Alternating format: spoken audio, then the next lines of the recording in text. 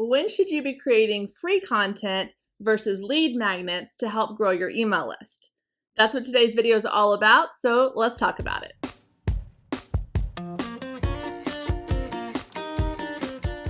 This was a question that one of my coaching clients asked me in a session the other day, and I thought it was a really great question and not one I had actually given a whole lot of thought to because it was something I just sort of trial and errored my way through in my business.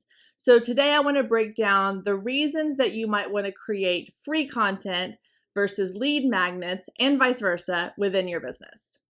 Let's start with the idea of why you're creating these content pieces in the first place. Free content and lead magnets serve two different purposes.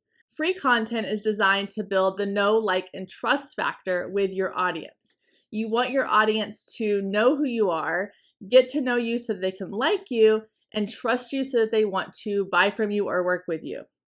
Lead magnets are designed to build your email list, to move people off of the free platforms and into your email list where you have direct access to them. So let's talk about how these two pieces of content come into play when it comes to creating sales funnels within your business. Now, when I was talking about this concept or this idea with my coaching client, we walked through two different scenarios of how you might start with free content versus a lead magnet as part of your sales funnel. When it comes to sales funnels, you got to picture that upside down triangle that we've probably all seen and are familiar with. And the three sections that we're going to go into today are going to be the very top broadest section, which is where you are drawing your audience in. The second section is where you are nurturing your audience. And the third piece is where you are converting your audience into paying clients. So for your content, your free content versus your lead magnet are going to live in one of those first two sections. Now, where you place these into your own sales funnel for your business could vary depending on your goals, your ideal audience, and how you are marketing your business. So let's look at two examples. In the first example, we are going to make that first top section our free content piece. So your free content are things like your blog post, a podcast, YouTube videos, social media content. That is all free content. You are educating your audience using that free content. And the purpose of that is to build a broad audience and then get them into your sales funnel. So you might be putting free content out on your social media platform via videos or carousels or static posts where you're educating your audience on things that they need to know about in order to know, like, and trust you. So an example of this is, let's say that you are a wedding photographer. So your free content might revolve around all the aspects of planning a wedding leading up to the point where you're going to need to hire a photographer. This is key because you want your free content to attract your client where they are before they need you.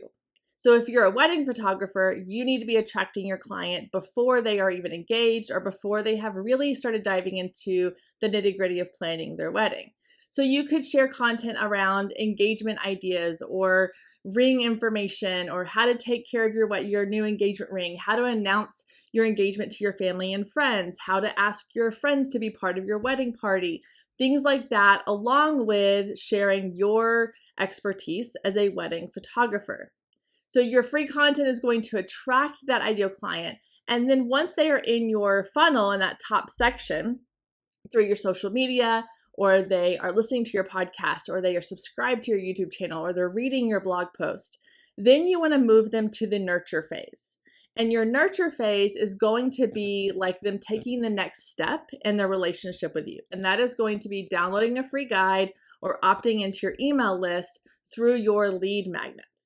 So if, again, we'll stick with the idea of the wedding photographer, if you've drawn them in with your information, your free content, you now want to nurture them with a lead magnet. So you could create a fun lead magnet around a quiz on what is your wedding day style, or you could offer them a free wedding budget planner or a free downloadable wedding planner guide. Again, all of these options meet them where they're at, but it takes them that one step closer to that know, like, and trust piece. You've built the know and the like in the first section with your free content. Now you're building trust with the lead magnet and hopefully converting them into sales and clients in the third piece of your funnel. So if you are starting off with free content, then you're going to have to just completely blast them with free content all the time, and also sharing out your lead magnet, but primarily building that know and like piece, and then moving them into the trust piece with getting them onto your email list with that lead magnet coming second. Now, if we reverse those two, you can start with a lead magnet. So for this example, I'm going to use family photographers. If you're a family photographer and you've decided, I want to start with my lead magnet, I want to get people on my email list, I don't like relying on social media, or I don't enjoy being on social media or creating a lot of blog content, then you can lead with your lead magnet. So that would be in the top section of your funnel, the attract funnel or phase your funnel, and you're building that know and like piece there too, because you are offering something of value. So again, you're going to look at where is your audience before they need to work with you, or what phase of life are they in that you can then assist them with something. If you're a family photographer, then you know your audience is probably pretty interested in learning how to take photos, as well as hiring photographers for professional sessions. So you could create a free guide on how to take better photos of your kids using your iPhone. It hits them where they are at. They obviously have young kids. They enjoy photography, or they enjoy having great photos of their kids. And so you can play on that with that free guide. So you're drawing them in through your lead magnet. Once they're in your lead magnet, they're in your email list, you then move them into phase 2, which is your nurture phase, but you're nurturing them through email.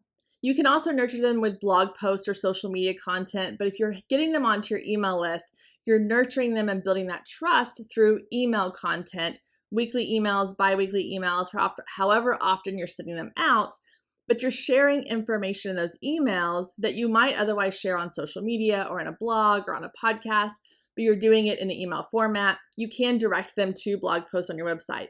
You can direct them to a YouTube video you've created or a social media post that you made. But either way, your primary source of communication is going to be email. And then from there, you are getting them into the third phase of converting them into a paying client. Now, personally, I like the second option here of getting them in with a lead magnet and then building that trust and nurturing them through an email list. That personally works for me because I'm not a huge fan of social media. I don't want to spend all my time creating free content. I would rather market and advertise my free content or my free lead magnet, get them into my funnel, nurture them through email, and then convert them. Either way, what it all comes back to is that the place that your clients are most likely to be converted into buyers is through email. Whether you're starting getting them on your email list at the top of your funnel, or you're getting them onto your email list in the nurture phase of the funnel, either way, once they're on your email list, you are more likely to convert your clients from an audience member, a subscriber, to an actual paying client. And if you're interested in learning more about how to create that email list, how to build out that lead magnet, you can check out some of my other videos linked below, along with the free email marketing starter kit that you can download that walks you through the 4 steps of how to actually set up an email list, build your lead magnet, and start getting people onto your list. If you have questions about free content versus lead magnets or anything having to do with this episode or email marketing in general, please drop your questions down in the comment section below. Let me know what it is you're interested in learning more about, and I will answer your questions there in the comments or use them to create future videos. Thanks so much for tuning in this week. Don't forget to hit subscribe and click that bell so that you get notified every time new videos go live.